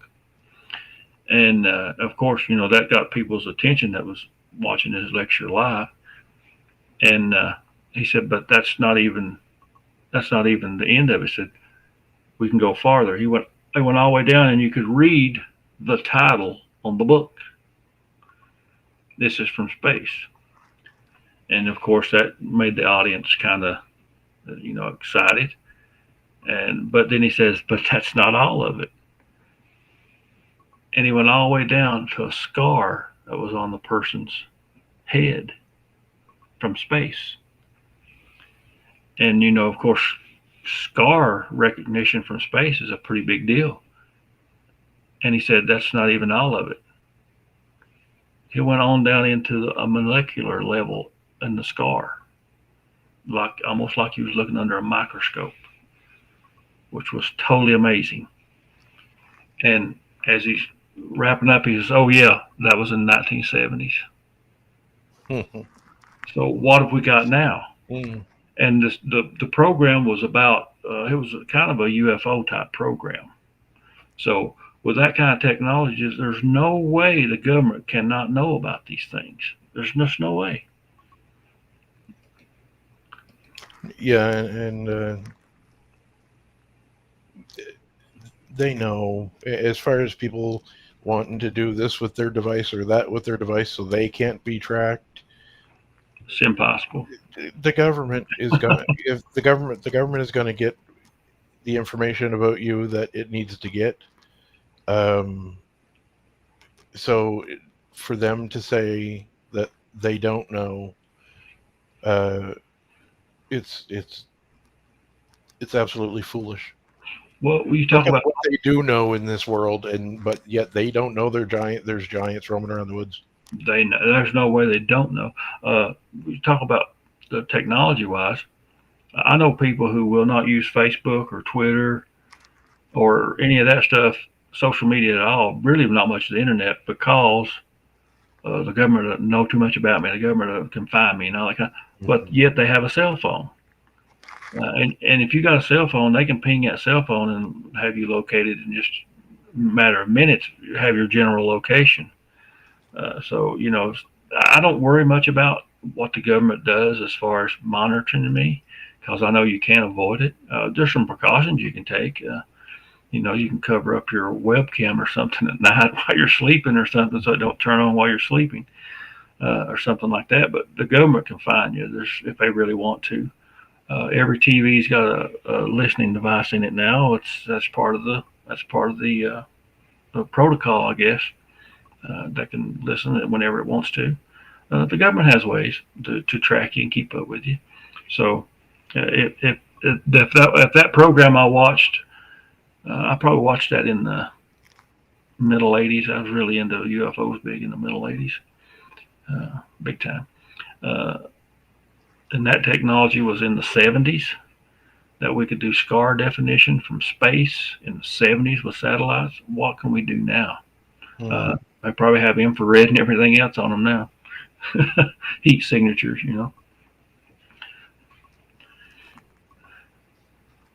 All right, let's move on to our next little segment. And this is an interview I did with a guy. It kind of fell in my lap. The guy, including me, the guy that told, I think, 3 people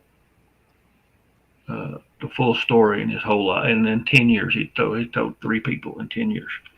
And there was a reason why he didn't tell that. And it is from an interview I did called Hunter Shoots Bigfoot. I actually turned it into a film, but it's kind of condensed and you don't get the whole thing.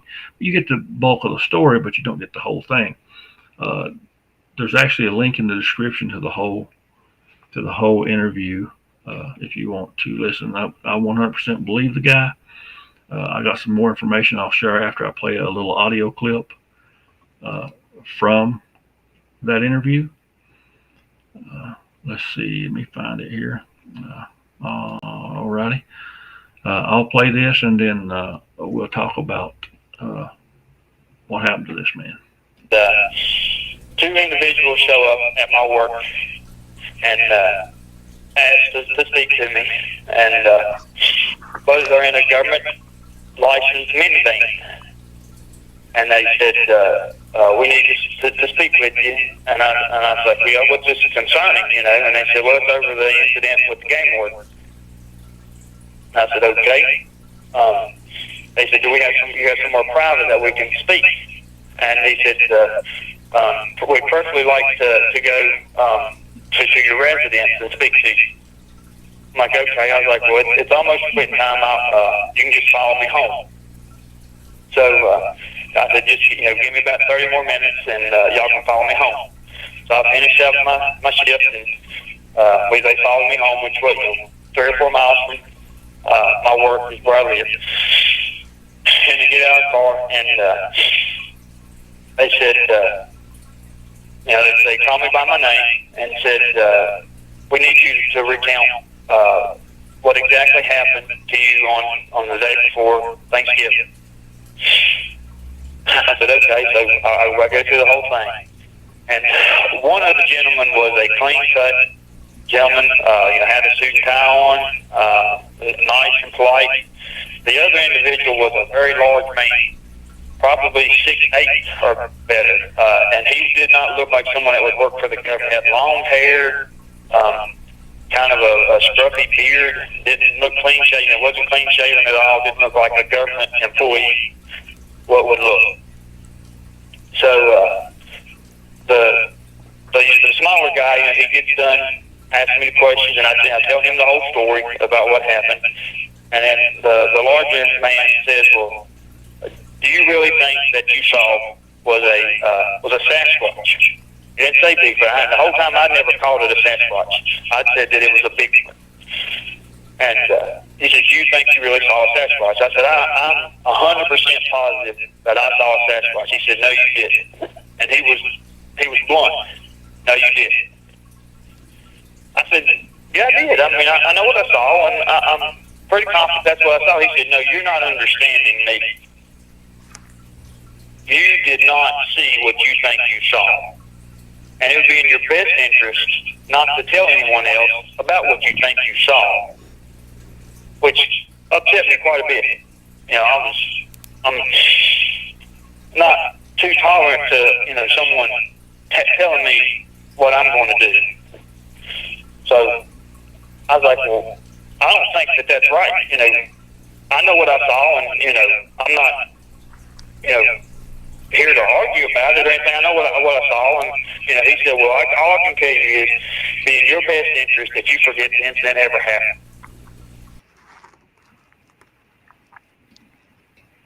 Now, for those who do not know, this man was out.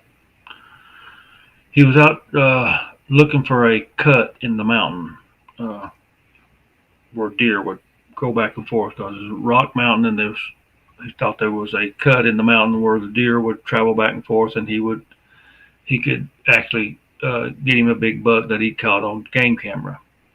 Snowy day, he's up in there, and he finds some tracks. He gets real close to a large Bigfoot. There's another Bigfoot that's off either to his right or left, I can't remember. He tells it in the story, and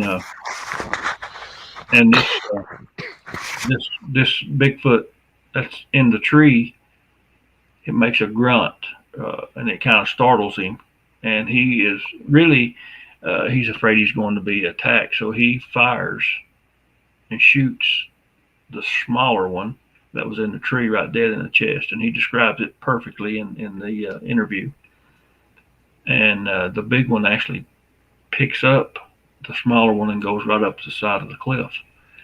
Well, anyways, the guy does tell the game warden, and the game warden comes out,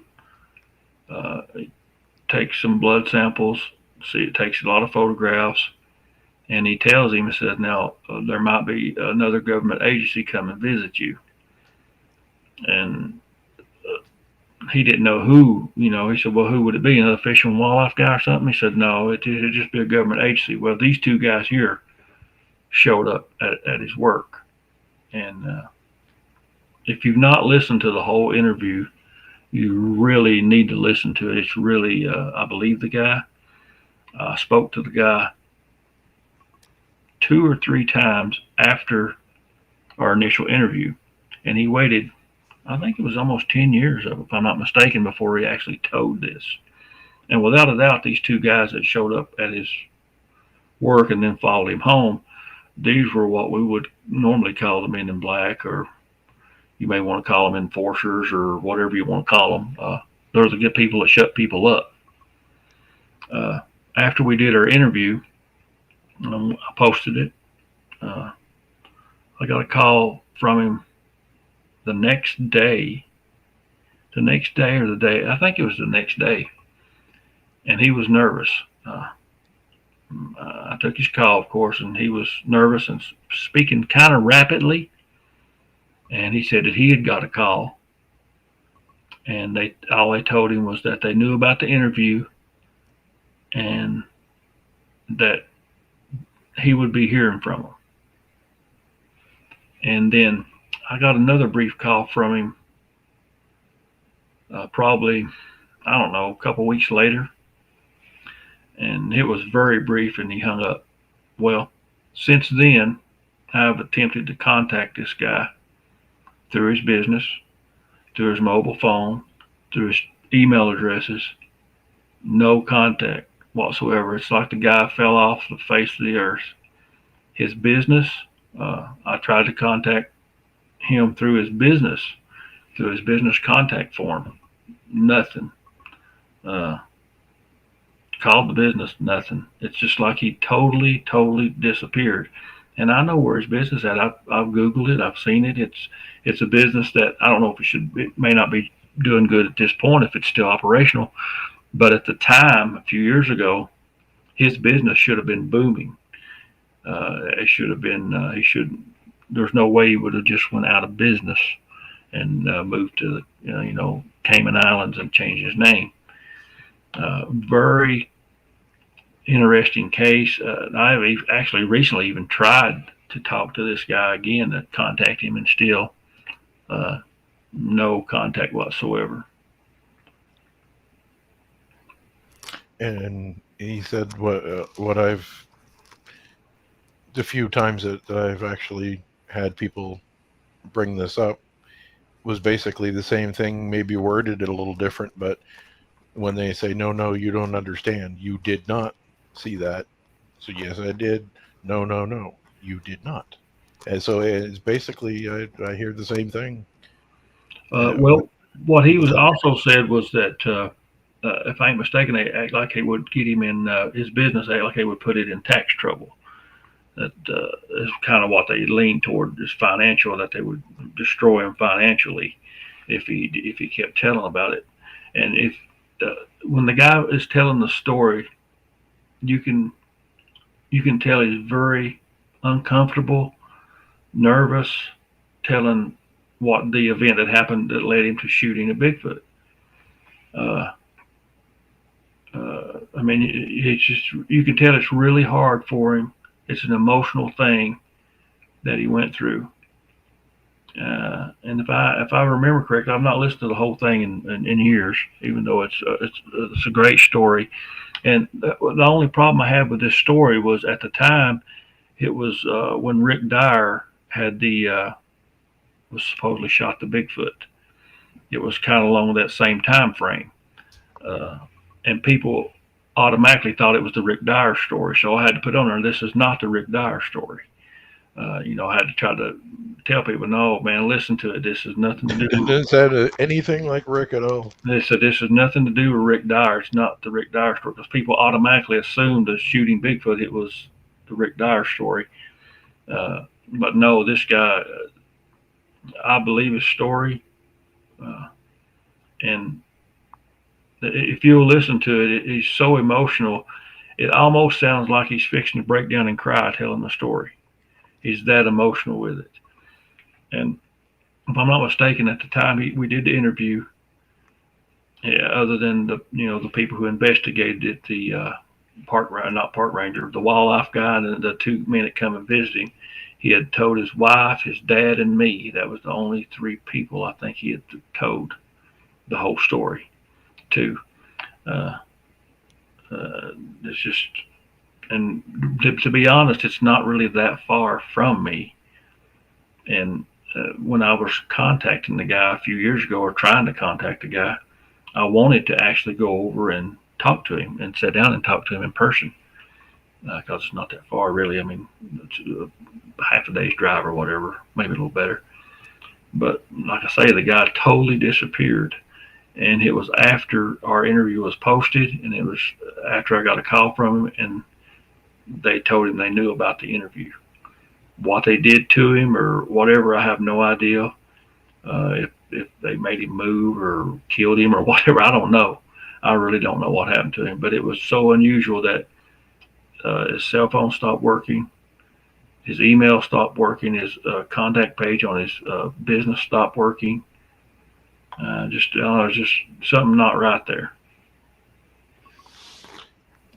Definitely something not right, but just a wee bit of an overreaction if it is government.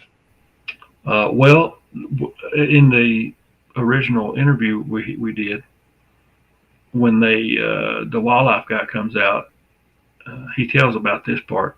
The wildlife guy, there was blood in the snow, and he said there was a piece of meat from where he'd shot the one. Said it was about the size of a quarter or a nickel, and said the wildlife guy took a plastic bag, turned it inside out, reached down in the snow and made a snowball out of it and zipped the bag up. They go along with a bunch of pictures, and they took the tracks. They actually followed the tracks down into where the snow had melted and it was all mud. And there was a lot of tracks there. And of course, we have never seen the photographs. Who knows where they are now? I'm sure they'll probably never see the light of day. Yeah, I don't, unless something drastic happens that it can't be avoided, I honestly don't.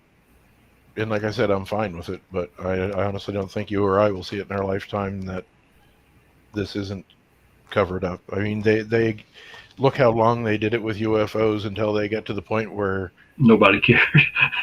yeah, and well, why bother even doing this anymore? Yeah. They conditioned us for so long that they told us, and we went, okay, we already knew, but okay. Correct me if I'm wrong. The Navy footage that the government released of the UFO, wasn't that a few years old or something? Yep, that they let that out prior to saying, coming right out and saying, yeah, we know. So Well, see, that did come out a few years before the official announcement here last year, the year before. well, see, that could be something that could possibly happen with Bigfoot when and if they decide to kind of say, yeah, it's out there. They may show footage that's from 4, 5, 8 years ago, 10 years ago that they've said on. I know. Well, even in our case, I know you have photographs that only you and I have seen, and maybe Nancy before she passed away. And I've got photographs that I've only shared with you or just a very few people. That's never been public. Now, the government has probably got tons of that stuff. Oh, I hate to think that a high number of them have been taken and studied and all of that, but we know how cruel humans are, and unfortunately, I think it's happened to many, and I think when they were done, they killed them. So yeah. Or if they found one that was already deceased, like let's say that the Mount St. Helens eruption, if they actually obtained bodies from there, they probably studied what they could of it and then disposed of them, where you would never find any remains at all. Burn them or cremate them, whatever you want to call it. But I'd say they're setting on stuff that we probably won't live long enough to see. yeah, but I mean, it all depends. If they're forced into it, then they're not going to have any choice. But they also know that no video is going to be good enough. No picture is going to be good enough. Now, if something does leak out, first thing people are going to do, especially if it's crystal clear, that's a hoax. It's something made for a movie or whatever, and the government that would bail the government out right there. But if they're really, really forced into it and they have no other choice, something gets out that's undeniable. That's a part of a body or even a whole body gets taken out of there, which I'm sure would be damn near impossible to do. But if they had no other choice, then they might in our lifetime. But I think it's going to be a while yet before they absolutely have to. And there's another theory too, though, on that. And this was something that Nancy asked me what I thought about. She said, "This isn't necessarily what I think, but what do you think the possibility is that there may be an agreement between Sasquatch elders and whoever this liaison is to the government? Do you think that that's possible, that there's a mutual agreement that you stay here, but if there's anything over here that's causing any trouble, then we're going to have to come in and do something about it?"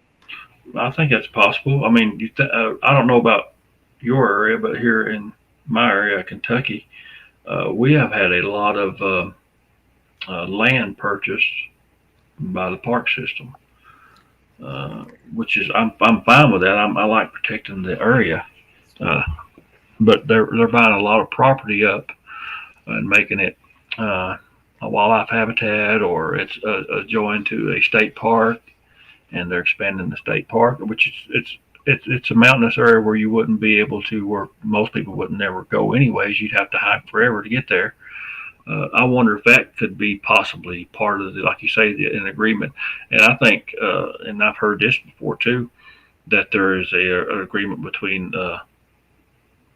extraterrestrials and our government, and not just our government, other governments. And if that is, I think that's a possibility. Yep. That the government would know, and if it's possible, they would do that, and to keep them kind of. I mean, we did it with the Native Americans. We kicked them off a certain land because of where the land was, the resources and things like that, and put them somewhere else. That makes sense to me that the government would do that with an intelligent species, say like a Bigfoot or even extraterrestrials, which we wouldn't have to give them any land. I don't know what they would be here. There's what resource they would want, but there's something. Maybe it's people. Maybe it's the government agrees to let them take so many people per year. You know, we got like 1 million people go missing every year in the United States. 1 million people. Think about that, and the great majority of those are never found. Mm-hmm. So where do they go? That's a lot of people. And the other possibility that I consider all the time, because I really believe that I don't think it's even if anymore about aliens being here. It's not an if to me anymore. But I think that we meet them on the street every day and they look just like us. Yeah. Aside from the fact that I haven't studied UFOs a lot, but one thing I have noticed is ones that they say look, they look like they're like Norwegian. They're like from they look as if they'd be from Sweden. The blonde hair, the tall blonde hair, Mm-hmm. blue eyes, kind of thing. I think probably we meet aliens on the street every day, and in stores every day, and we have no idea. We wouldn't even know it. Well, I know back in the 80s when I was really heavily into UFOs, and I had a friend who passed away a few years ago who was a very intelligent man. He was intelligent enough that IBM would hire him to go do the work, sub him out, subcontracting to go do their computer work. Very intelligent fella, computer savvy. It's the guy that hacked the Navy boat that time. Got all the stuff off of it. Got a lot of stuff off of it. Gave it to me. During the 80s, there were like, according to the documents I seen and what I'd read, there was like 13 known extraterrestrial races at that time in the 80s. But now I reckon that number's way up there. I don't keep up with it like I used to. I got satisfied with what they were and what the majority of their agenda is about. So even though I do have a passing interest now, I don't study it like I did back in the 80s. In the 80s, man, if it was a twinkle in the sky, I was interested in what was making it, what making the twinkle. It was never. I had a little look at the UFO community at one time, and because someone had told me it's worse than the Bigfoot community, and I said, no, it's not. There's no way. I had a little peek of maybe 2 to 3 months in just a few groups, and wow, you could take out the word alien or UFO, and insert Bigfoot, and it's the exact same arguments. Do you know why? Same thing is happening over there as what's happening here. They're playing by the same book. They got the same playbook. They use all that paranormal, Bigfoot, UFOs, Loch Ness Monster, whatever you want to, whatever cryptid, weird, mysterious subject you want to throw in there. Those that are skeptical are those that are maybe keeping the waters muddy. They got a playbook to go by. And it's all the same. Like you say, you just change the name of whatever it is the subject is. And they just keep following the same pattern. You know why? Because it works. It keeps people confused and not believing, or it keeps them looking the wrong direction. It's like a magic trick. If I can make you look at this hand while this one's taking your biffo. It's the same way with UFOs, Bigfoot, everything else. If they can make you look in the direction they want you to, you won't see the real thing. And I think we see that a lot in the Bigfoot community, where you're looking at fabricated stories that are just sound like something out of a bad sci-fi movie. You're looking at the majority of people are looking at that, and they're not looking at the guy's boots on the ground. Hey, I found these tracks, I found these structures, I recorded these vocals, blah, blah, blah. Because that's not what they want you to hear. That's not what they want you to see. They want you to see the fantastic, for lack of a better term, the crazy stuff, because you'll never see the truth if you're looking at the crazy stuff. One of the things that I enjoyed the most out of all of this was when I really put a lot of time and thought into structures. And I know that for other people that is extremely boring to set and watch, like to keep going in and watch a structure be taken apart piece by piece, a few pieces each day. I was more into that than any kind of insane, dramatic, oh my gosh, this demon devil Bigfoot got into my head and fried my brain and all of that. No, just listen to disco music. Backwards. Yeah, that's probably the best way to listen to disco music. The best way to listen to disco music is not. But like you say, if they can make you look in the opposite direction, you won't look at the real stuff that's got substance. And just like the stick formations, at one I documented for almost 3 years, and where yours was taking it down, mine was adding sticks. Mm-hmm. Tracks. Right. I like really finding tracks because there's nobody in this area that we got some. I'm sure we got some nuts, but there's nobody nutty enough to walk through the top of these mountains barefooted. There's just no way. So you find tracks back in the middle of nowhere. I kind of like to do that. That's kind of interesting for me, and I feel like I'm pretty good at finding tracks. I've found so many over the years. You're not the unluckiest person I've ever seen with tracks. You got some good areas there, man. Yeah, man, I like finding tracks. I guess everybody's got something when it comes to Bigfoot that you kind of have an eye for, and seem like I have a pretty good eye for finding tracks. But now on the same hand, sometimes I walk way too fast in the mountains and I pass them over. A lot of times I won't even take a picture of them because it looks like one maybe, but then I just go on. I do the same thing. If it's not a big deal, then if I already know whose track it is, and it's not a big, there's nothing definitive about it. Like I got one that I could visually see a scar running diagonally. So of course I took a picture of that one, but I probably saw 3 more that day in that same area that I just didn't bother with. I know whose it is, so it's not, And the thing is, if we post those pictures that have actually some substance and some real boots on the ground type research on it, a lot of times people are not interested in that. They want to hear about.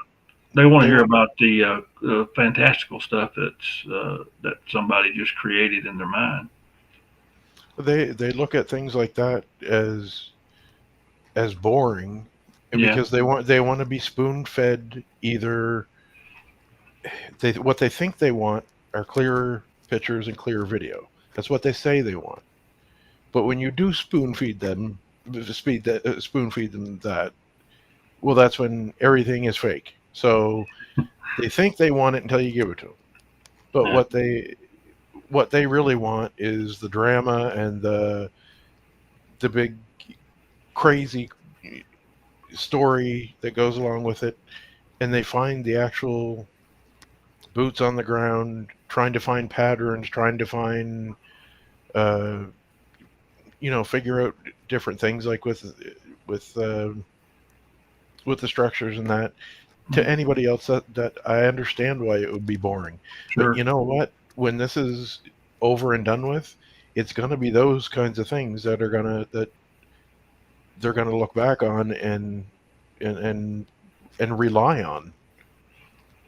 Well, that's me. I've always said that. I said that people will appreciate the work I've done over the years after I'm dead and gone, and I guess that's okay. I mean, as long as somewhere along the way somebody appreciates it, because and I know that man, it's hard on my body. I'm getting older. I'm less than 3 years from being a senior citizen by by our standards. Don't feel like one, but I've used my body in the mountains. I've got a big, huge scar on my left leg where I hit an old burnout tree snag sticking up. It's still sore, and it's been well over a year.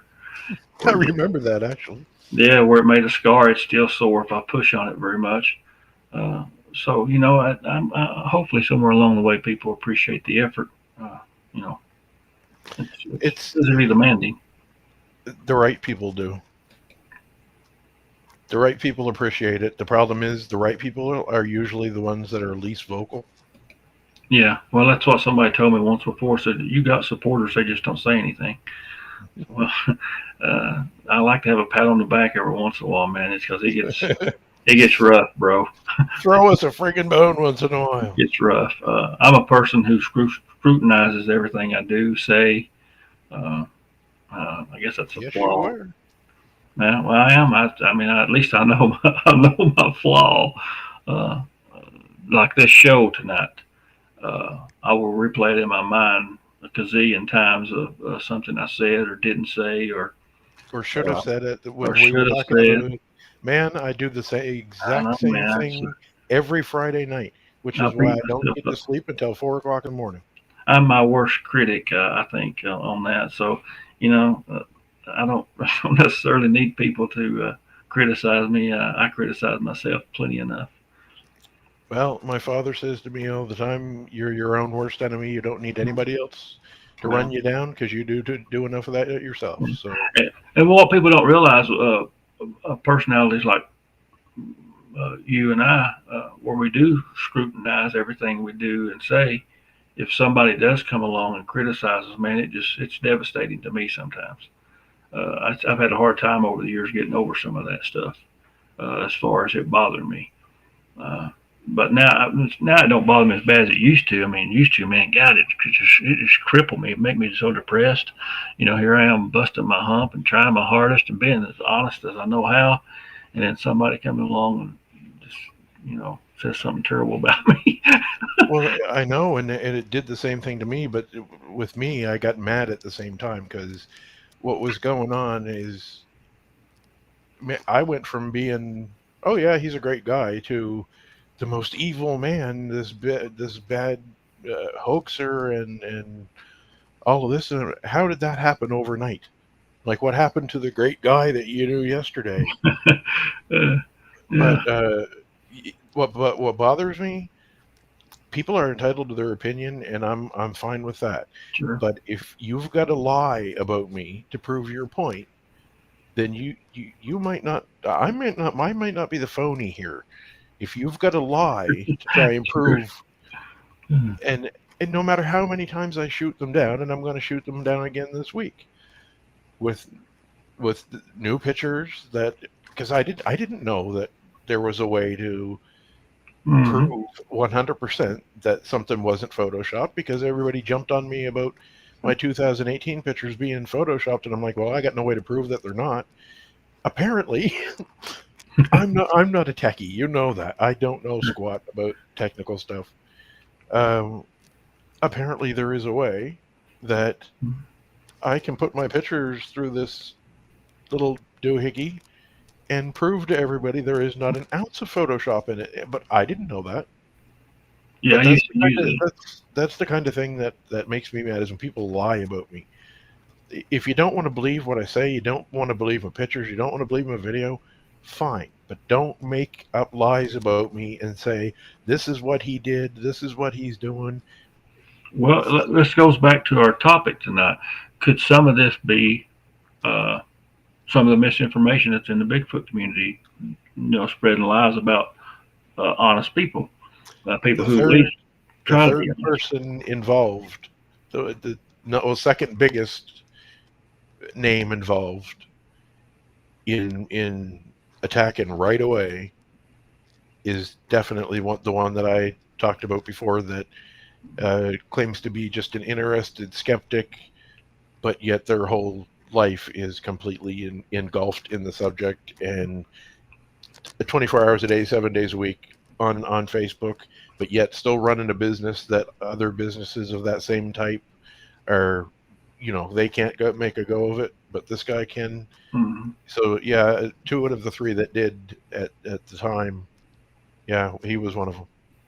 Well, if they don't work for the government in some capacity, spreading bad information or attacking what few honest researchers there are out there, they sure missed a good opportunity, and it looks like they are. Because that same person attacked me, well, not attacked me too bad, but questioned me, I should say. I had won an award, gosh, this was back in 2013 or 14. They had it's called the paranormalwars.com, and you can submit pictures or photographs or video or your team and all that kind of stuff.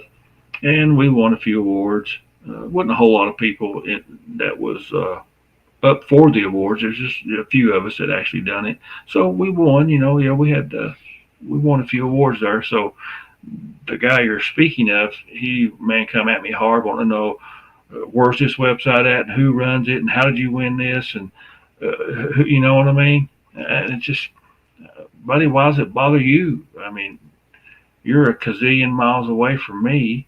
You have nothing to show for your efforts in the Bigfoot community that I know of. Why does it matter if I won an award? I just didn't get it. Because it was a piece of information that he wasn't aware of and already ahead of. That's possible. I don't know. It just Because seemed random. they did the same thing to me. That him and his lapdog did the same thing to me with, okay, you have those pictures. We want all of them because we're your peers and we have to peer review them. And I'm, wait a minute. You are telling the wrong guy what I have to do. Unless you're paying my bills, I don't have to do anything, for one thing. And when you demand things of me, I'm going to dig my heels in and you're not going to get anything. Well, So, a lot of times these guys that demand like that, they're the same people who don't really do anything as far as research, right? Real research. They don't ever get out in the mountains. They don't go camping. They don't go investigate reports or sightings or anything like that.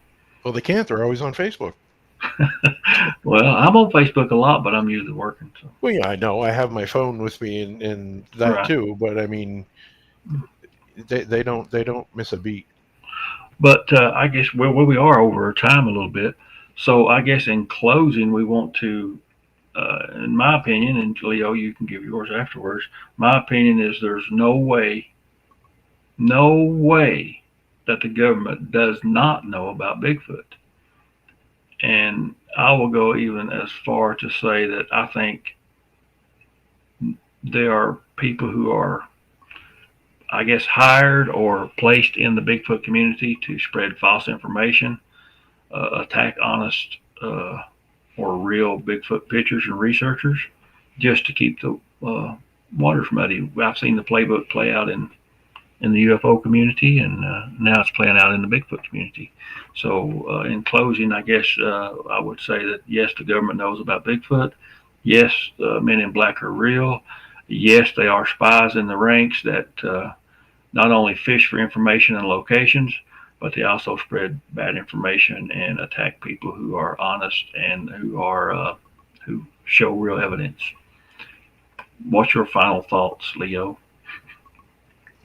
Pretty much the same. I mean, ordinarily, I've said before many times, in order for me to say that I 100% believe something, I have to be to the point where I see it with my own two eyes and I know it. So as far as the government knowing, I feel I have at least gotten a glimpse of it. Because I could go back to the same thing over and over again. to make every employee completely change their personality around me is somebody powerful did that. So they definitely know. There's definitely people put in the Bigfoot community for many reasons. And I'm sure that there are men in black because they have to have these type of people to go out and keep things as they are. And that's within the Bigfoot community and the Bigfoot subject with the government. The whole idea is keep things the way they are. Because as far as the public knows, nothing has changed since 1967, and that's the way they want it kept. And if you went out on the street and randomly walked up to people and asked them if they believed in Bigfoot, most of them would laugh at you. The majority, even though there's been a growth in people who believe in Bigfoot, the majority of people you would talk to would probably laugh at you and say you're crazy. Mm-hmm. We've seen that with UFOs. But we talk about the men in black.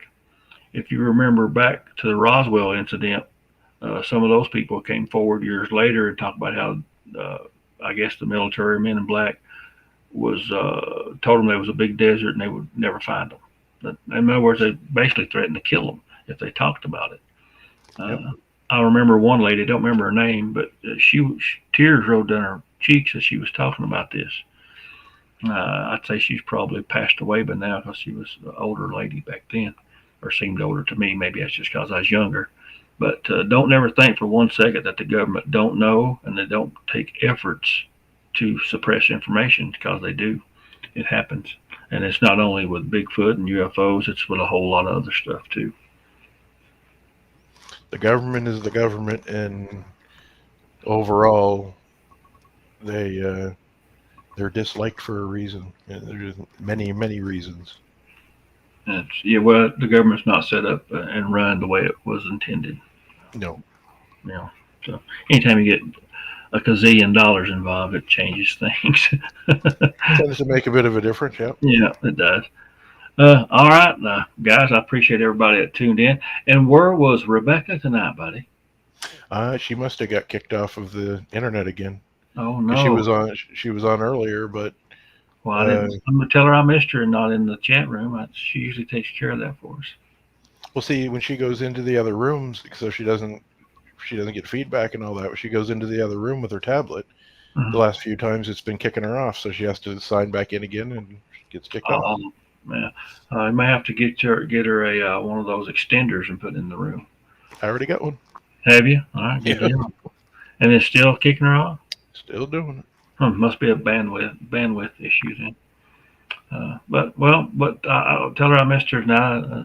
I appreciate her trying anyway. So maybe by next week we can get her back in there and let her monitor the chat. It helps. I try to keep a check on it, but between that and loading clips up and stuff like that, it takes a little bit off of me if she's available. But I think we've had a good show.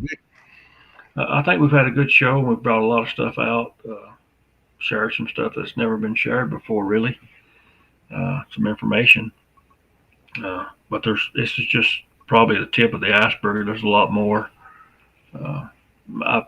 I've been doing this for a long time and talking to people for a long time, and I'm sure there's things that I have forgotten that I would have to go back and look and read my notes to get the story back, in my mind correctly, or all the details anyways.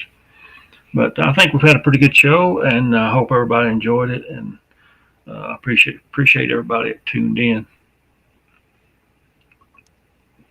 Yeah, it was. Well, we knew this one was going to be an easy one for us to keep the conversation going, because this is kind of one we've been holding on to for a while. Yeah.